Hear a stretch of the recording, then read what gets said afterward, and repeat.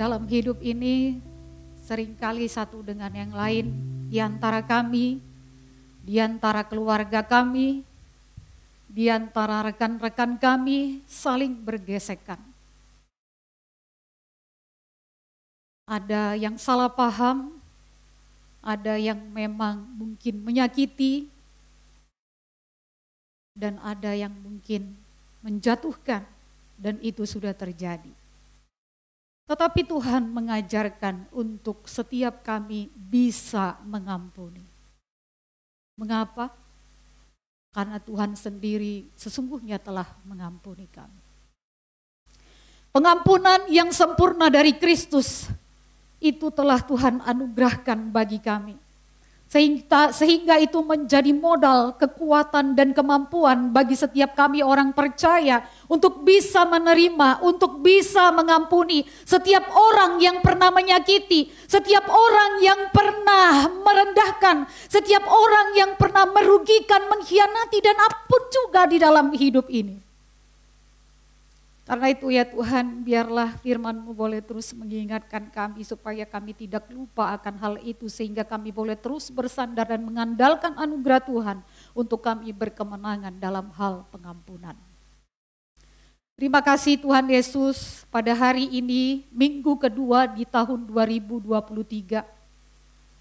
Kami bersyukur untuk segala situasi dan kondisi yang kami hadapi.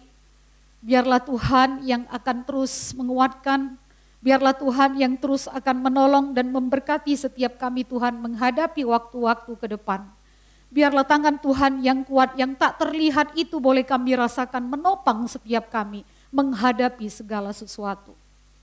Sehingga kami ya Tuhan boleh tetap setia kepada Tuhan.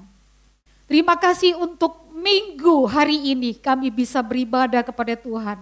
Kami bisa memuji dan menyembah Tuhan. Bersama keluarga kami datang menyembah Tuhan. Berkati Tuhan setiap jemaat-Mu. Biarlah setiap orang yang berjerih payah dan juga berjuang di dalam mengikut Tuhan, Engkau berkenan dan Engkau memberkati. Terima kasih Tuhan Yesus, berkati kami juga melalui firman yang kami dengarkan. Roh-Mu yang kudus kiranya boleh menolong kami untuk memahami firman dan menolong kami untuk bisa mengerjakan firman Tuhan. Terpujilah nama-Mu Tuhan Yesus, dalam nama-Mu kami telah berdoa dan bersyukur. Amin. Jemaat silakan duduk. Shalom Bapak Ibu. Bapak Ibu sekalian, rada sedih ya hari ini ya rasanya. Kenapa? Karena jemaat banyak yang tidak hadir beribadah. Alasan mungkin hujan, tetapi buat saya kurang bisa dijadikan alasan. Karena memang hujan mungkin akan selalu datang, tetapi kita harusnya tetap berjuang untuk bisa datang beribadah kepada Tuhan. Oh, kami ini pakai motor Bu. Bisa sekarang naik Grab ya. Jadi harusnya jemaat tidak begini. Harusnya jemaat harus tetap berusaha untuk datang. Ini memang benar-benar sangat menyedihkan. Kan hujan ini hanya datang, deras terus berhenti, datang, deras terus berhenti. Ketika deras tunggu aja dulu, udah berhenti ya datang gitu ya kan. Begitu aja. Ya tapi ini sudah beberapa kali juga saya sampaikan, kiranya kita tetap berjuang di tahun 2023 ini. Karena mungkin ini tantangan yang belum seberapa. Masih ada tantangan-tantangan yang lain. Kalau tantangan seperti ini aja sudah menyerah, bagaimana tantangan selanjutnya? Ya, Bapak Ibu sekalian, hari ini kita akan belajar firman Tuhan tentang resolusi yang kedua di tahun 2023, yaitu forgiving one another. Mengampuni satu sama lain. Ya. Mengampuni satu sama lain. Adapun firman Tuhan sebagai landasan khotbah hari ini diambil dari kitab Kejadian 50. Kejadian 50 ayat 15 sampai 21. Kejadian 50 ayat 15 sampai 21, demikianlah firman Tuhan. Ketika saudara-saudara Yusuf melihat bahwa ayah mereka telah mati, berkatalah mereka, Boleh jadi Yusuf akan mendendam kita dan membalaskan sepenuhnya kepada kita segala kejahatan yang telah kita lakukan kepadanya. Sebab itu mereka menyuruh menyampaikan pesan ini kepada Yusuf. Sebelum ayahmu mati, ia telah berpesan, beginilah harusnya kamu katakan kepada Yusuf, ampunilah kiranya kesalahan saudara-saudaramu dan dosa mereka, sebab mereka telah berbuat jahat kepadamu. Maka sekarang ampunilah kiranya kesalahan yang dibuat hamba-hamba Allah ayahmu. Lalu menangislah Yusuf ketika orang berkata demikian kepadanya. Juga saudara-saudaranya datang sendiri dan sujud di depannya serta berkata, kami datang untuk menjadi budakmu. Tetapi Yusuf berkata kepada mereka, jangan takut sebab aku inikah pengganti Allah. Memang kamu telah mereka-rekakan yang jahat terhadap aku. Tetapi Allah telah mereka-rekakannya untuk kebaikan dengan maksud melakukan seperti yang terjadi sekarang ini. Yakni memelihara hidup suatu bangsa yang besar. Janganlah takut. Aku akan menanggung makanmu dan makan anak-anakmu juga. Demikianlah ia menghiburkan mereka dan menenangkan hati mereka dengan perkataannya itu. Bapak Ibu jemaat yang dikasihi oleh Tuhan, dalam khotbah ini saya akan mengumpamakan manusia itu seperti gelas. Ya, mungkin ada di antara kita apa korelasi gelas dengan manusia begitu ya. Tetapi saya akan mengibaratkan manusia itu seperti gelas. Pertama itu seperti gelas kosong berisi air. Maka gelas ini tidak bisa memberikan airnya kepada yang membutuhkan, kepada orang yang mintanya karena isinya kosong. Bapak Ibu, demikianlah manusia tanpa pengampunan dari Kristus, tanpa pengampunan dosa kesalahan daripada Kristus, maka manusia itu tidak bisa memberi pengampunan seperti yang diperintahkan Tuhan kepada orang lain. Ya. Jadi manusia tidak akan bisa memberikan pengampunan kepada sesamanya seperti yang diperintahkan oleh Tuhan. Yang kedua itu gelas yang tadinya kosong kemudian diisi air. Nah, gelas berisi air ini adalah gelas yang dimungkinkan untuk memberi kepada orang yang memerlukan, pada orang yang meminta. Tetapi gelas ini menolak untuk memberikannya. Dia masih ingat semua kesalahan-kesalahan. Maaf, maksud saya ini sama seperti orang yang sudah menerima pengampunan dari Tuhan, yang sudah diampuni kesalahannya oleh Tuhan, ya. Dan dia sudah disucikan dan dibersihkan oleh Tuhan. Dan dia dimungkinkan untuk memberikan pengampunan kepada orang lain. Tetapi dia tidak mau mengampuni orang lain. Bapak Ibu Saudara, saya ingin bertanya, adakah orang percaya seperti ini? Sudah diampuni kesalahannya, tetapi tidak mau, tidak rela mengampuni sesamanya. Adakah orang seperti ini? Ada yang bilang gini, ada yang bilang begini. Adakah orang seperti ini? Ada, ya benar nih, sebagian banyak orang yang mengangguk-angguk. Sudah diampuni, udah percaya, udah dibaptis. Tapi dia gak bisa mengampuni orang lain. Kenapa? Dia masih ingat kesalahan saudara-saudaranya 5 tahun yang lalu. Ya. Dia masih memikirkan semua kerugian-kerugiannya, kesusahan-kesusahannya, kesedihan-kesedihannya, kesulitan-kesulitan yang dihadapinya sejak 5 tahun yang lalu. Dipikir terus sampai kurus gitu ya. Lalu dihitung-hitung terus. Dulu dia menggelapkan uang saya, lalu kemudian dia memfitnah saya, lalu kemudian lagi dia membohongi saya, lalu tadi saya ketemu di jalan juga dia melotot kepada saya dari kejauhan, begitu ya. Semua dihitung-hitung 1, 2, 3. Bapak Ibu Saudara, akhirnya dia yang diingat adalah kesalahannya, Yang diingat adalah kesusahannya terhadap orang lain sehingga dia tidak bisa mengampuni orang lain. Bapak Ibu sekalian, Tuhan Yesus di dalam doa yang diajarkannya kepada murid-muridnya, itu terkait dengan soal pengampunan berkata, dan ampunilah seorang akan yang lain seperti kamu juga mengampuni orang yang bersalah kepada kamu. Artinya berarti ada kemungkinan orang-orang yang sudah diberikan Tuhan pengampunan, orang-orang yang sudah mendapat belas kasihan dari Tuhan, tetapi tidak rela, tidak mau memberi pengampunan kepada saudara-saudaranya. Jadi itu ada, jangan bilang gak ada, ada. Semoga itu bukan kita, ya. Itu bukan orang-orang di sini, bukan jemaat Kalam Kudus, begitu. Jadi dengan kata lain, dengan bahasa sederhana seperti Tuhan Yesus mau bilang begini melalui kalimat ini Bapak Ibu. Ingat loh ya, kamu ini ya sudah percaya, sudah saya beri pengampunan, tapi ingat, kalau kamu tidak memberi pengampunan kepada saudara-saudaramu juga, saya juga nggak akan mengampuni kamu loh. Ya. Bapak Ibu yang terkasih, adalah gelas yang juga sudah berisi air. Ya. Gelas ini dimungkinkan untuk memberi kepada yang membutuhkan, kepada yang memintanya, dan dia dengan kesadaran bahwa dia telah diampuni, dia rela, dia mau mengampuni orang lain.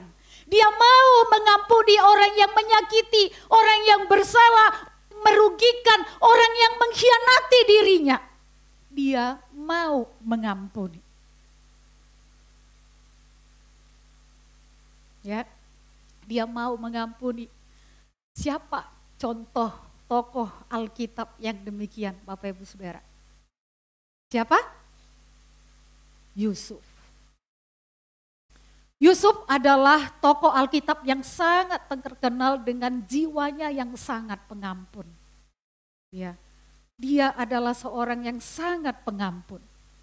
Mengapa saya katakan demikian?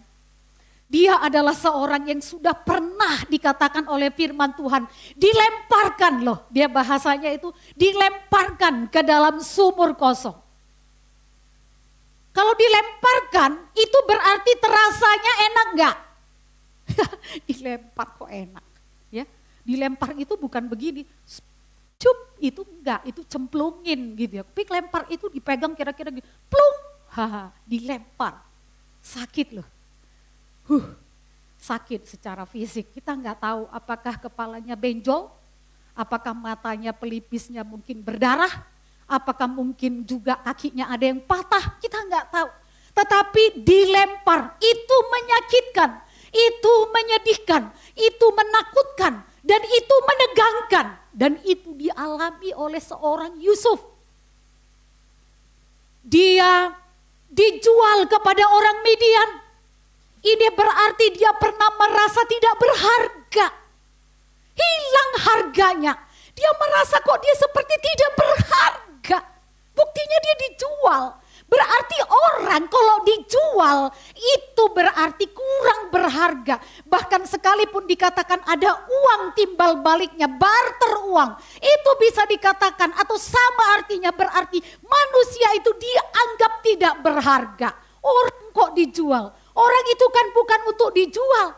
Orang itu untuk dikasihi, untuk diterima, untuk bekerja sama, bukan untuk dijual.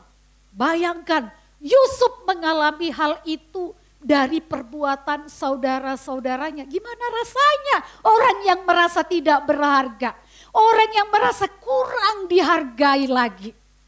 Itu dialami oleh seorang Yusuf. Lalu dia tinggal dan hidup sebatang kara di negeri asing, di negeri orang kafir, di negeri orang yang tidak mengenal Tuhan, di Mesir. Dia tinggal di sana sebatang kara tanpa ayahnya yang biasanya bisa diandalkan, mengasihi dia, punya saudara. Ya, tetapi pada saat itu semua seolah menjadi hilang dan lenyap. Tidak ada lagi siapa-siapa. Tinggal sebatang kara di negeri yang lain. Sakit gak Bapak Ibu Saudara? Sakit ya. Saya ngebayangin gimana tuh ya. Sakitnya itu di sana sini, bukan hanya di sini lagi. Tapi di sana sini begitu. Sakit luar biasa. Dan kalau kita lihat Bapak Ibu Saudara dari firman Tuhan, saudara-saudaranya itu juga ternyata sadar bahwa mereka telah melakukan kejahatan yang begitu amat sangat luar biasa kepada saudara-saudaranya. Mengapa saya katakan demikian? Karena setelah Yakub ayahnya meninggal dunia, mereka semua ketakutan. Mereka berpikir kalau Yusuf akan membalas dendam, kalau Yusuf akan menghukum mereka, memenjarakan mereka, atau mungkin membuat mereka kelaparan. Itu sebabnya ketika Yakub meninggal, saudara-saudaranya mengatakan bahwa pesan daripada ayahnya supaya meminta Yusuf mengampuni mereka. Bahkan mereka tidak segan-segan untuk datang berlutut di hadapan Yusuf dan mengatakan siap menjadi budaknya. Tetapi kalau kita lihat hati Yusuf, Bapak Ibu Saudara sekalian, adalah hati yang lembut, bukan hati yang keras. Hati pengampun dan hati yang mau memaafkan. Apa yang dilakukan Yusuf Bapak Ibu? Dia tidak marah-marah dengan mengeluarkan suara yang keras. Malah dikatakan oleh firman Tuhan dia menangis. Wah, dia menangis menghadapi bagaimana respon reaksi daripada saudara-saudaranya. Dia mengatakan, aku ini pengganti Allah kah? Pengganti Allah kah aku ini? Dengan kata lain Yusuf mau mengatakan saya tidak mungkin membalaskan dendam kepada kamu. Saya nggak mungkin akan menghukum kamu. Karena yang berhak menghukum orang atas dosanya, atas kesalahannya itu bukan saya. Itu bukan manusia. Itu sesungguhnya adalah urusan daripada Tuhan. Janganlah takut sebab aku ini kah pengganti Allah. Bapak Ibu, Yusuf menyadari bahwa semua saudara-saudaranya itu harus dia ampuni. Dia tidak berkuasa untuk menghukum daripada saudaranya. Dia tidak berkuasa untuk akan membalas dendam kepada saudara-saudaranya.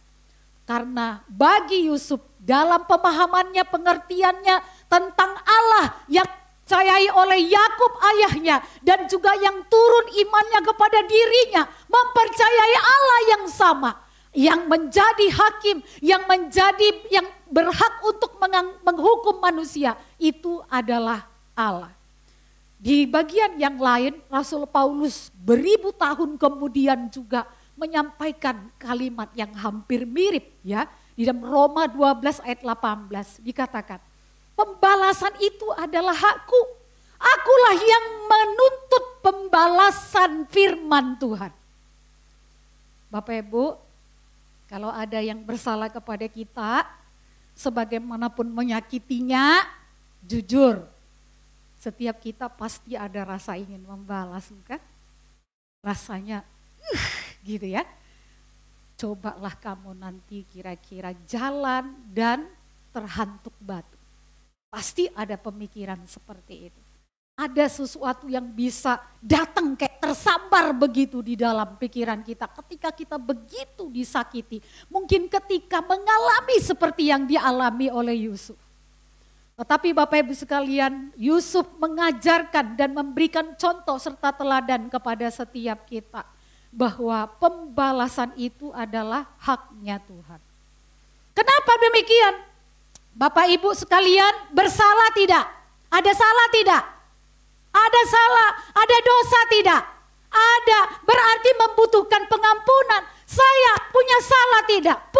Punya dosa tidak? Punya. Saya juga membutuhkan pengampunan. Kita ini semua yang namanya manusia, selain daripada Tuhan, itu adalah orang-orang yang membutuhkan pengampunan. Karena sama-sama berdosa, maka sama-sama manusia, sama-sama berdosa, wajib untuk saling mengampuni. Nah ini dia sifatnya, wajib untuk saling mengampuni. Tidak boleh kita mau diampuni tetapi kita tidak mau mengampuni orang lain. Tidak.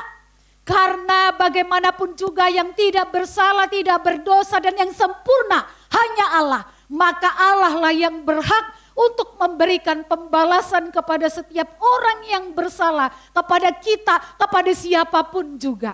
Maka hati-hati Bapak Ibu sekalian, jangan sampai mengambil posisi Allah. Jangan menjadi Allah atas orang lain. Allahkah aku ini, kata Yusuf. Yusuf menyadari pembalasan bukan bagian dia. Maka setiap kita ketika ada orang lain menyakiti, menjatuhkan, merusak kita, janganlah membalasnya, tetapi berdoalah kepada Tuhan. Mohon kekuatan, mohon Tuhan menyadarkan. Bahkan kalau bisa, biarlah Tuhan juga yang menghukum dia. Tidak masalah, jangan kita yang mengambil posisi Allah. Ingat, posisi kita adalah posisi manusia berdosa. Posisi kita dengan posisi orang lain sama-sama berdosa. Maka melalui hal ini kita harus mengingat bahwa setiap kita wajib saling mengampuni.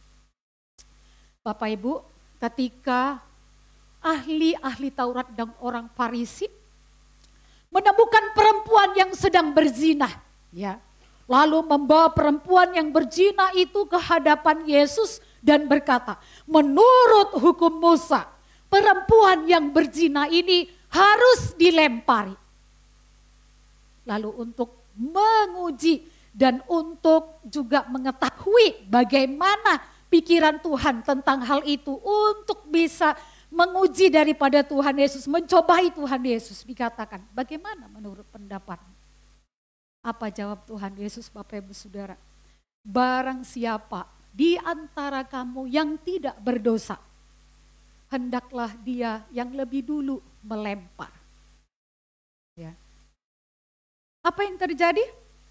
Tidak ada satu orang pun yang berani melempar perempuan berzina tersebut. Mengapa? Karena semua adalah orang berdosa. Maka dikatakan oleh kitab suci satu persatu mulai dari yang tertua meninggalkan perempuan itu. Dan tidak ada satu orang pun yang berani melempar. Karena mereka orang berdosa, sama-sama orang berdosa. Hanya Tuhan saja yang tidak berdosa. Bapak Ibu jemaat yang dikasihi oleh Tuhan. Yusuf juga berkata sebagai alasan bagi dia untuk tidak menghukum, untuk tidak balas dendam, untuk menyatakan kepada saudara-saudara bahwa dia tidak dendam, bahwa dia tetap mengasihi, bahwa dia menerima saudara-saudaranya dengan baik di Mesir. Maaf, saya ada yang ketinggalan. Saya ingin mau mengatakan bahwa sebelum saya sampai ke dalam poin selanjutnya, saya ingin mengatakan bahwa di dalam kehidupan kita, Bapak Ibu Saudara sekalian, yang paling berpotensi untuk saling menyakiti itu hubungan orang-orang yang punya hubungan dekat atau hubungan yang jauh. Dekat ya. Kita ini berpotensi untuk saling menyakiti satu dengan yang lain dengan orang yang jauh hubungannya dengan kita atau orang yang dekat dengan kita. Pasti orang yang dekat dong, ya. Jadi di sini salah satu yang saya lihat, orang yang paling berpotensi untuk saling menyakiti dalam kehidupan ini adalah pasangan. Hubungan yang paling dekat di dalam kehidupan manusia itu sebenarnya adalah hubungan pasangan suami istri. Dekat sekali, dekat, tidak ada jarak masalahnya ya. Kan dua jadi satu, jadi nggak ada jarak. Jadi tapi tetap dua begitu. Jadi potensi untuk saling menyakiti itu sangat tinggi dan sangat besar kemungkinan. Kamu ini kok kayaknya udah banyak sekali berubah gitu ya. Biasalah namanya perempuan ya, Bapak Ibu gampang sekali tersinggung ya. Berubah apa ya maksud si papa ini? Apakah maksudnya saya sekarang dulu saya cantik sekarang udah jadi jelek? Apakah dulu mungkin maksudnya saya langsing terus sekarang langsung? Apakah dulu saya mungkin rajin tetapi sekarang kurang rajin? Apa ya maksudnya berubah? Nah kadang-kadang itu bukan hanya sebatas tanda tanya tetapi bisa menjadi suatu hal yang menyakiti dirinya. Sebaliknya si istri juga bisa demikian, Pak kok kayaknya itu ya suami teman saya itu kok kayaknya itu dia ini sering kali ngajak-ngajak istrinya pergi jalan-jalan ya, tapi kok kamu rasanya enggak pernah begitu ya. Bapak Ibu Saudara sekalian, mulai sang suami karena dibandingkan sepertinya mungkin harga dirinya dan egonya mulai turun. Terus akhirnya kemudian terjadilah masalah. Bapak Ibu Saudara sekalian, inilah pasangan ini biasanya sering kali ada masalah. Berpotensi saling menyakiti satu dengan yang lain. Masalah 1 hari, 2 hari, 3 hari, wah bertahun-tahun. Puji Tuhan Bapak Ibu. Kalau di antara kita ada yang pasangan suami istri dari hari pertama sampai tahun yang kesekian sampai sekarang masih bersama, itu artinya Bapak Ibu Saudara sekalian ketika menghadapi masalah masih ada rasa saling memaafkan dan saling mengampuni. Bayangkan kalau dari awal ada masalah, ada kejadian-kejadian yang parah begitu, lalu tidak ada lagi hati yang mau memaafkan, tidak ada hati yang mau mengampuni, bukankah itu jadi tersimpan dan yang bisa akhirnya menyebabkan perpisahan.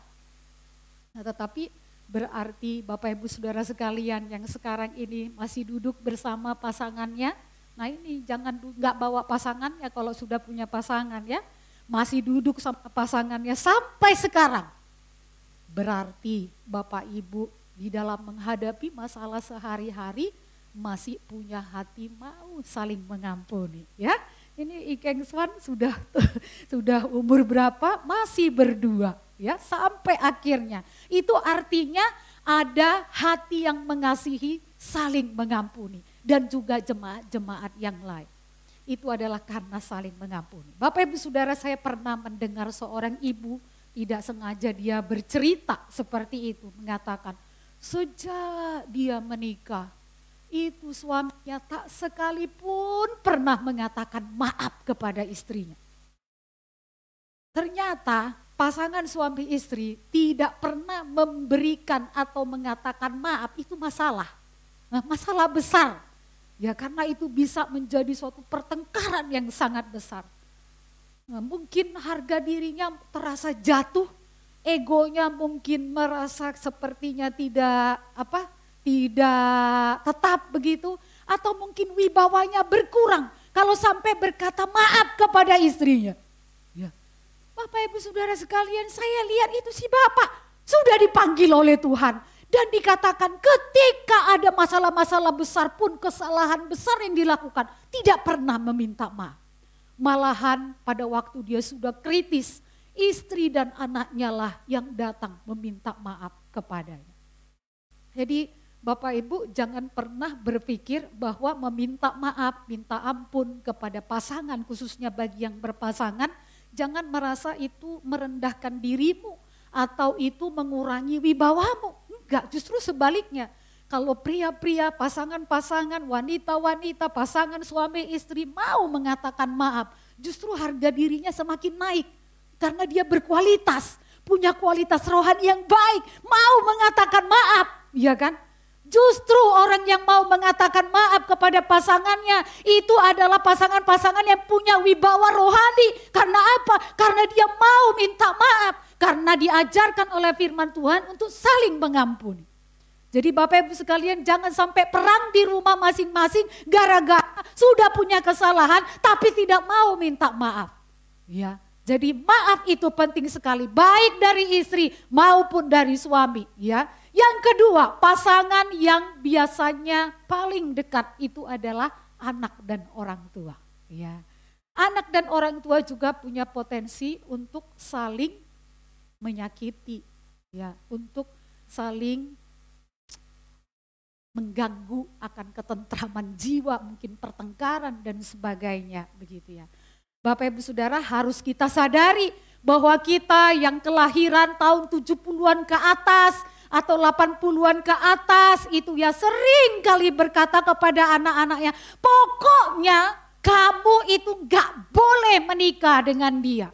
Pokoknya kamu itu gak boleh ambil jurusan kedokteran atau bagian kedokteran. Semua pokoknya, tidak pernah anaknya diajak untuk berdiskusi.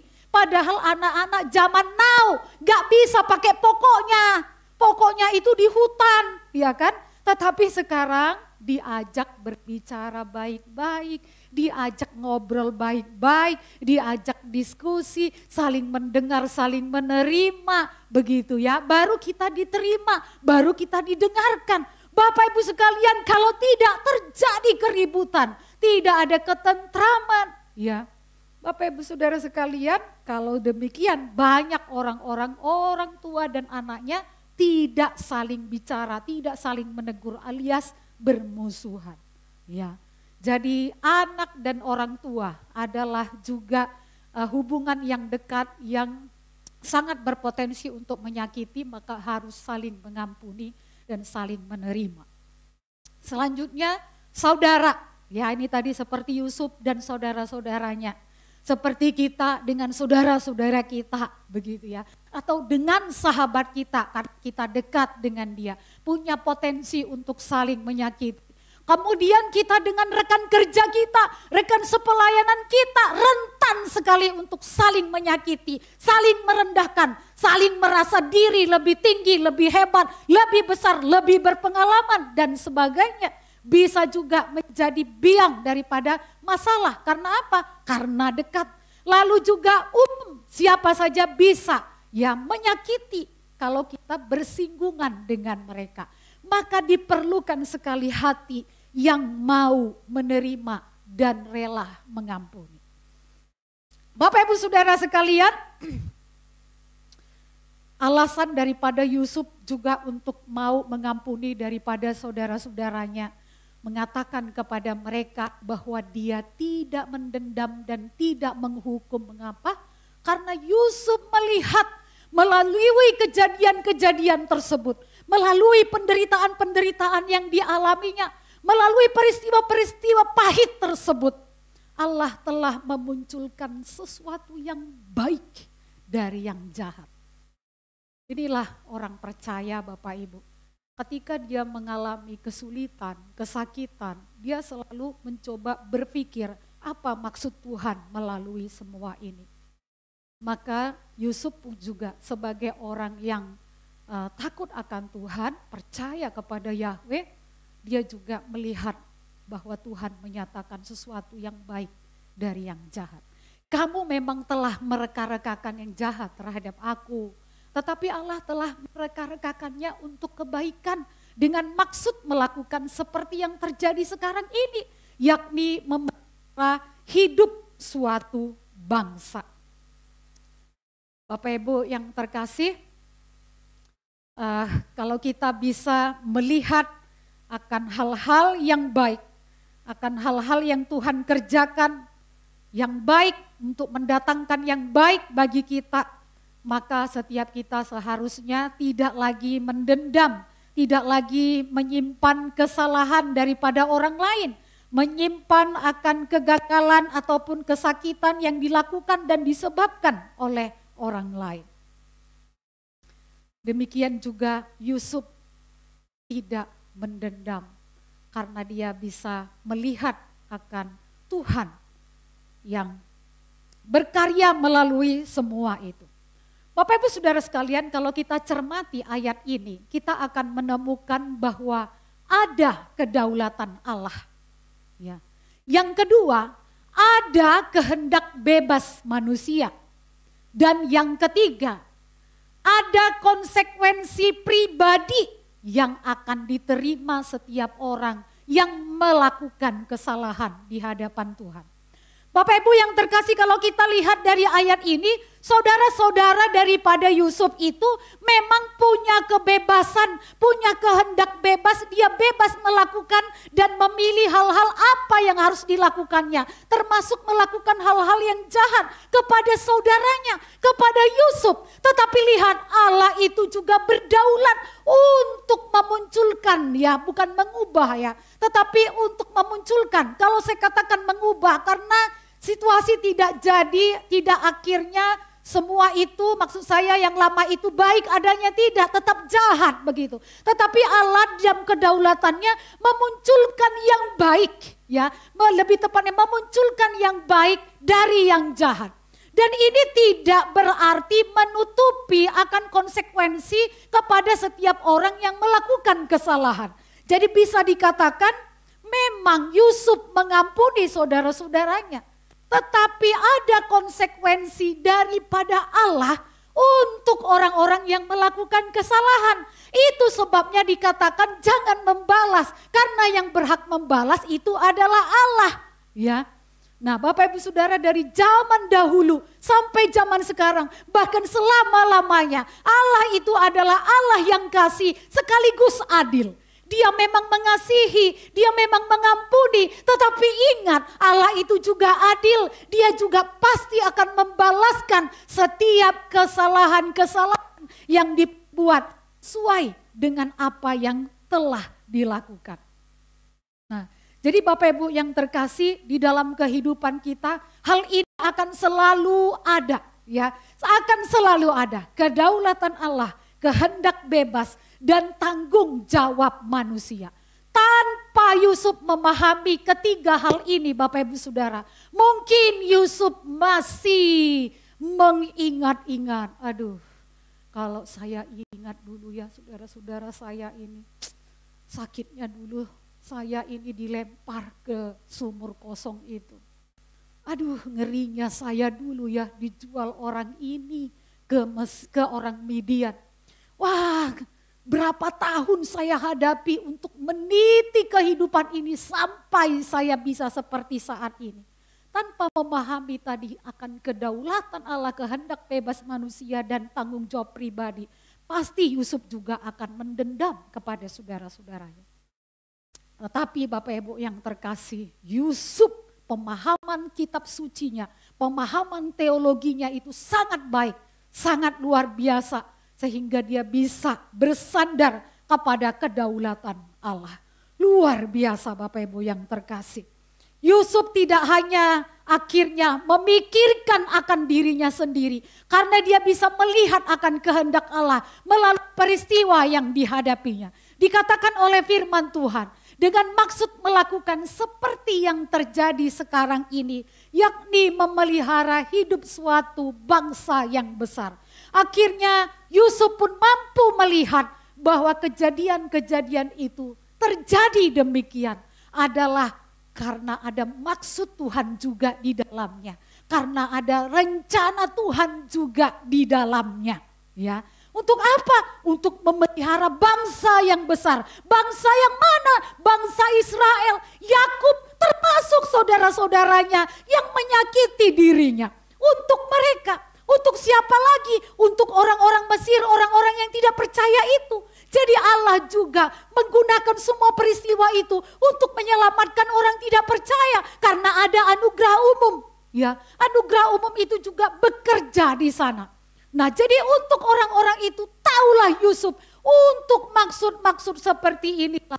Akhirnya kejadian-kejadian ini terjadi dan saya alami.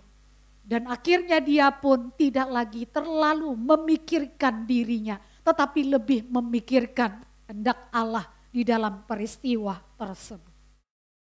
Nah, Bapak Ibu sekalian, kalau kita ada masalah, ada peristiwa yang menyakiti, yang menyakitkan, yang menyusahkan, pasti kita sebagai manusia bisa saja punya pengalaman itu.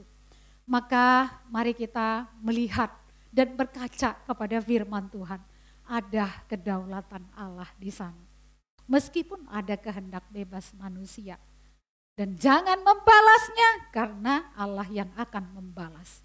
Bapak Ibu Saudara yang terakhir, sebagai bukti nyata, real, konkret, bahwa Yusuf tidak lagi atau tidak mau menghukum mereka. Bahwa dia mengasihi saudaranya. Bahwa dia menerima saudaranya di Mesir. Ya, itu adalah dengan melakukan perbuatan yang baik. Ya, dikatakan di sini, jadi janganlah takut. Aku akan menanggung makanmu dan makan anak-anakmu juga. Demikianlah ia menghiburkan mereka dan menenangkan hati mereka dengan perkataannya itu. Bapak Ibu jemaat sekalian, memaafkan, mengampuni tidak cukup hanya diucapkan saja. Tetapi ada langkah konkret. Ya, ini kita sama-sama belajar dari Yusuf. Ada langkah konkret yaitu berbuat baik kepada orang yang kita sudah ampuni. Ya, kalau Yusuf menanggung makan mereka, 1 kali makan, wah nggak mungkin, matilah mereka. Ya kan, kalau hanya sekali makan. Oke, saya tanggung makanmu sama anak-anakmu hari ini saja. Loh, selanjutnya makan apa? Gitu ya. Tetapi menanggung makanmu dan anak-anakmu selama mereka ada di Mesir. Jadi berarti melakukan kebaikan kepada orang-orang yang sudah menyakiti kita jangan hanya sekali, ya kan? Harus berkali-kali juga sampai lupa, sampai habis, sampai nggak keinget lagi, sampai nggak berasa lagi, gitu ya. Ternyata kita sudah friend, ya, sohib, hopeng, ya kan, saudara, begitu loh. Nggak inget lagi, padahal dulu dia nyakitin saya gila sampai habis-habisan loh, sakitnya luar biasa, gitu ya. Tapi kok sekarang gak berasa lagi, apapun gak berasa lagi. Ya karena apa? Karena yang menguasai sudah perbuatan yang baik. Jadi kalau kita pernah saling bergesek, saling menyakiti, ya itu biasa. Ya katakan biasa, itu hal biasa terjadi dalam kehidupan ini Bapak Ibu. Tetapi marilah kita mulai berbuat baik. Mulai berbuat baik gitu ya. Perbuatan baik contohnya apa? Mungkin dia ada masalah, cobalah carikan, bantu cari solusinya. Ya, cari solusi. Wah gimana ya masalah ibu itu ya. Wah coba saya akan bantu juga pikirkan. Tapi jangan hanya di ngomong, dipikirkan juga gitu kan. Udah dapet, dikasih tahu gitu. Nah, itu salah satunya. Mungkin nanti kedua lagi, tapi bukan ecek-ecek, bukan pura-pura juga. Ketahuan loh ecek-ecek dan pura-pura gitu ya. Lalu mungkin yang kedua, wah mungkin perlu diajak juga jalan-jalan bareng dong, ya kan? Ding ding ding ding ding. Mulai jalan bareng. Orang kalau enggak sepakat enggak mungkin jalan bareng. Tapi karena dia sepakat jalan bareng. Ibu sama Pak Aryu sepakat kan? Makanya jalan bareng. Enggak sepakat mana mungkin gitu kan? Nah, makanya jalan-jalan bareng. Mungkin kemana? Si Pak Anton udah ketawa mengajak saya dia. Ya, oke. Mungkin naik bukit. Boleh juga, silakan ya kan, naik bukit, pergi ke mana nih, ke Bukit Tinggi, mandi di air terjun rame-rame seperti dulu lagi misalnya, ya silakan begitu kan. Apalagi, ngebakso bersama, ngopi bersama, begitu kan, pelayanan bersama. Nah itu harus dilakukan perbuatan-perbuatan baik supaya akhirnya semua hal yang lalu-lalu itu, yang jahat-jahat itu, yang buruk-buruk itu lupa semua, tinggal sudah di belakang. Terus yang baik-baik sekarang ya, wah yang baik, hangat, indah, manis begitu ya. Demikian Bapak Ibu Saudara, seperti teladan Yusuf. Dia bukan hanya punya alasan untuk mengampuni orang lain, tetapi dia juga memberikan tindakan konkret nyata untuk menunjukkan bahwa dia mengampuni, menerima, mengasihi. Jadi Bapak Ibu Saudara, hari ini bagaimanakah cara mengampuni? Ya. Jadi bagaimana cara mengampuni? Karena hari ini adalah forgiving one another, mengampuni satu sama lain. Ingat, jangan mengingat-ingat, jangan memikir-mikirkan, jangan menghitung-hitung kesalahan orang lain. Itu yang pertama Bapak Ibu. Jangan ingat-ingat lagi. Bukan lupa ingatan loh ya. Gak bisa, masa kita amnesia? Gak mungkin. Ya kalau dicerita pasti ingat tapi gak nyakitin lagi gitu ya. Jadi maksudnya jangan lagi begitu. Ya kan? Terus yang kedua, baru ingat juga. Ini ada yang gak perlu diingat, ada yang perlu diingat ya. Tadi yang gak perlu diingat semua yang jelek-jelek, jahat-jahat, buruk-buruk, wah menyakiti dan sebagainya. Yang perlu diingat apa? Ingat, yang membalas itu Tuhan. Lalu selanjutnya apa lagi? Tuhan akan memunculkan yang baik dari yang jahat. Nah jadi bagaimana dong cara mengampuni? Itu aja, ada yang diingat, ada yang dilupakan, ada yang diingat. Lupakan kejahatannya, ingat kebaikan Tuhan. Ya, kiranya Tuhan memberkati kita sekalian. Mari kita berdoa. Bapa di surga, terima kasih untuk firman Tuhan. Resolusi yang kedua, mengampuni satu sama lain. Biarlah Tuhan kiranya menolong setiap kami untuk bisa merealisasikannya dalam kehidupan kami. Karena kami akan selalu bersama-sama di dalam keluarga, di dalam pelayanan, di dalam pekerjaan, di dalam kehidupan secara umum. Kami bersama dengan orang lain.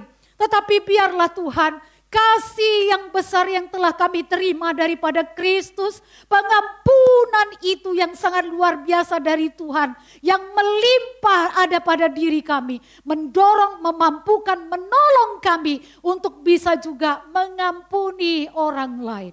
Sehingga kami semua Tuhan Yesus hidup di dalam damai sejahtera, hidup di dalam sukacita, dan hidup di dalam kehendak Tuhan. Dengan demikianlah sesungguhnya Tuhan memberkati kami. Terima kasih Tuhan Yesus untuk firman-Mu, berkati jemaat-Mu semuanya. Di dalam nama Tuhan Yesus kami berdoa dan bersyukur. Amin.